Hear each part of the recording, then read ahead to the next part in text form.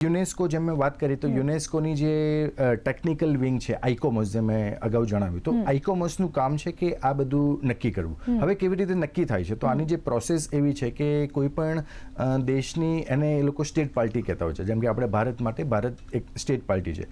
હવે ઓફિશિયલી જો UNESCO world હેરિટેજમાં કોઈ ડોક્યુમેન્ટ સબમિટ કરવું હોય તો તે હંમેશા ASI દ્વારા થાય છે. એવું દરેક દેશની અલગ અલગ જે સંસ્થા હોય, આપણા માટે આર્કિયોલોજીકલ સર્વે ઓફ ઇન્ડિયા છે, તેના દ્વારા થાય છે.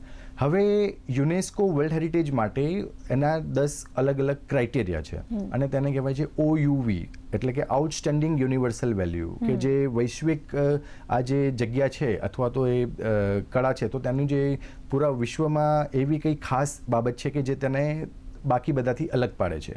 તો આ 10માં વારસાના 2 ભાગ છે. આપણે જેમ મેં અગાઉ વાત કરી વારસાની, તો આપણને ખબર છે કે દરેક જે સ્થાપત્ય જે હોય છે એ તો વારસો ગણી શકાય, પણ કળા સંસ્કૃતિ વારસો છે.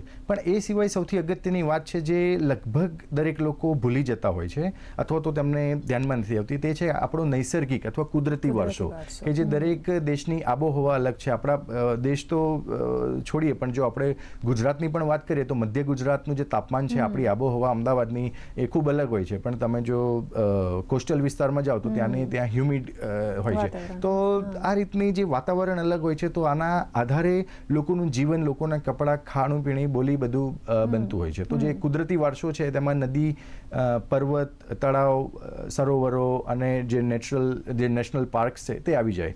તો 10માંથી 6 ક્રાઇટેરિયા કલ્ચરલ, એટલે કે સાંસ્કૃતિક કેટેગરીમાં છે, અને 7, 8, 9 અને 10 એ 4 કેટેગરી છે એ નૈસર્ગિકમાં છે.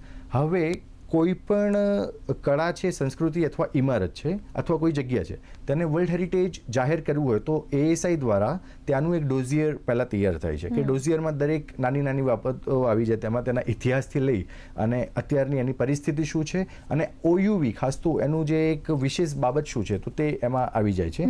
અને ડોઝિયર જ્યારે સબમિટ થાય અને એને પછી યુનેસ્કોમાં એક્સેપ્ટ કરવાનું હોય છે. તો યુનેસ્કોની વાત કરું એટલે એ વર્લ્ડ હેરિટેજ કમિટી એમાં આવી જાય. તો વર્લ્ડ હેરિટેજ કમિટી દર વર્ષે અલગ અલગ દેશમાં, અલગ અલગ શહેરોમાં તેની જે કમિટી બનતી હોય અને મળતી હોય છે, અને ત્યાં દરેક સભ્ય દેશ, લગભગ 192 આપણા અત્યારે યુનેસ્કોના સભ્ય દેશો છે, તે દરેક ત્યાંના જે પરમનન્ટ જે ચેર હોય તો તેઓ ત્યાં જાય અને પોતાનો મુદ્દો રજૂ કરે, અને કયા આધારે તેમને કલ્ચરલ કેટેગરીમાં જોઈએ છે, નેચરલમાં જોઈએ છે કે મિક્સ કેટેગરીમાં જોઈએ છે, તો તે આધારે તેમણે OUVને એ ક્રાઇટેરિયામાં સેટ કરવો પડે. તો જેમ કે અમદાવાદ શહેર 2017માં યુનેસ્કો વર્લ્ડ હેરિટેજ સાઇટ બન્યું, તો એ સાંસ્કૃતિક કેટેગરીમાં બન્યું, એટલે એમાં ક્રાઇટેરિયા નંબર 2 અને ક્રાઇટેરિયા નંબર 5 આનો સમાવેશ થયો હતો. અહીંયા આપણે ત્યાં ઘણી એવી સાઇટ્સ છે કે જે મિક્સ કેટેગરીમાં પણ આવતી હોય છે. તો એ મિક્સમાં કોઈક સાંસ્કૃતિક વારસાની કેટેગરી હોય અને કોઈક નૈસર્ગિકની હોય.